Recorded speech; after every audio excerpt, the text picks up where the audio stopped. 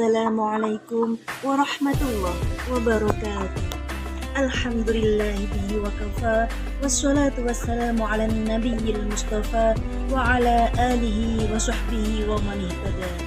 Faqala Allah ta'ala fil Qur'anil Karim, a'udzu billahi minasy syaithanir rajim. Bismillahirrahmanirrahim. Ya ayyuhalladzina amanu kutiba alaikumus syiyamu kama kutiba alal ladzina min qablikum la'allakum. Sahabat Fatayat dimanapun Anda berada, dari Sabang sampai Merauke, dari yang kasat mata sampai yang menjadi idaman para mertua, setinggi puji, sedalam syukur hanya kepada Allah Azizul Ghafur. Dengan alhamdulillah kita bertutur, tanda sebagai hamba yang bersyukur. Sholawat dan salam limpah bertabur kepada Sayyidina Muhammad, Nabi yang masyhur.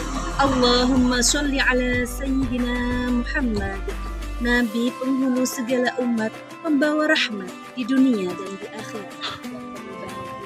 Izinkan pada kesempatan kali ini kami menyampaikan sebuah kisah dari zaman tabi'in.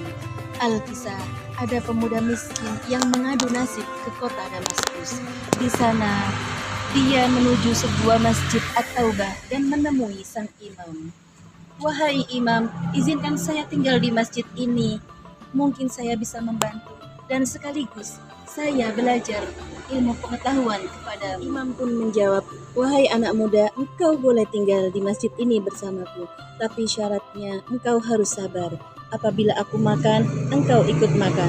Apabila aku tidak makan, engkau juga tidak makan. Betapa senangnya hati pemuda tersebut bisa diizinkan tinggal di Masjid At-Taubah ini. Seiring berjalannya waktu, 3 bulan kemudian, anak pemuda ini mendapati sang imam adalah orang yang luar biasa. Beliau sangat zuhud, beliau tidak makan. Apabila tidak ada kajian imam, pemuda tersebut tidak bisa berkonsentrasi. Ketika itu, datanglah bisikan setan yang menyuruhnya untuk mencuri. Pemuda tersebut kemudian menuju sebuah rumah di sebelah masjid. Di sana terlihatlah sebuah panci yang di dalamnya sedang ditanak 2 buah terong. Setelah melihat itu, sekelilingnya tidak ada orang. Pemuda tersebut mengambil terong dan hendak memakannya. Subhanallah, ya Allah, apa yang saya lakukan? Saya telah menuruti setan dan melakukan 3 kesalahan sekaligus. Pertama, saya masuk rumah orang tanpa izin. Yang kedua, saya mencuri. Yang ketiga, saya akan memakan makanan yang haram. Seketika itu juga, pemuda tersebut tidak menelan terong yang sudah digigitnya, melainkan melempar terong tersebut ke lantai dan kembali mengikuti kajian bersama imam di masjid. Setelah selesai kajian, pemuda tersebut melihat sang imam sedang berbicara dengan seorang wanita muda yang bercadar dengan raut wajah yang serius. Kemudian sang imam memanggil pemuda tersebut, maukah engkau menikah dengan wanita muda ini? Pemuda tersebut kemudian tertunduk. Sampai 3 kali pertanyaan itu tidak dijawab oleh pemuda tersebut. Wahai pemuda, jawablah. Wahai imam, engkau tahu selama ini hidupku aku gantungkan kepada Allah. Selanjutnya aku gantungkan hidupku kepadamu. Lalu bagaimana aku menikahi wanita ini? Apa yang harus aku beri makan untuknya?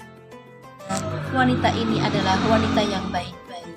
Dia baru saja meninggal oleh suaminya dan telah menyelesaikan masa iddahnya selama 4 bulan. Wanita itu ditanya oleh sang imam. Wanita tersebut menjawab mau menikah dengan pemuda itu yang menjadi muridnya imam. Selanjutnya sang imam mengambil guci-guci untuk dijadikan mahar dan memanggil wali perempuan tersebut untuk menikahkannya secara sah. Setelah pernikahan tersebut sah, maka sang wanita itu mengajak suaminya untuk pulang ke rumahnya. Setelah melewati beberapa rumah, sampailah pada rumah wanita. Suamiku, ini adalah rumah kita.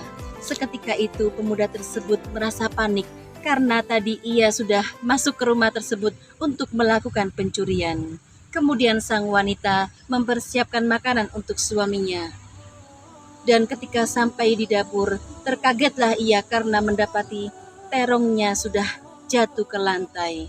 Kemudian sang pemuda tersebut mengakui kesalahannya di depan wanita. Wahai istriku, maafkanlah aku. Sebelumnya aku sudah datang ke rumah ini untuk melakukan pencurian. Namun aku ingat, aku takut kepada Allah Subhanahu wa Ta'ala, dan aku tidak jadi untuk menelan terong tersebut.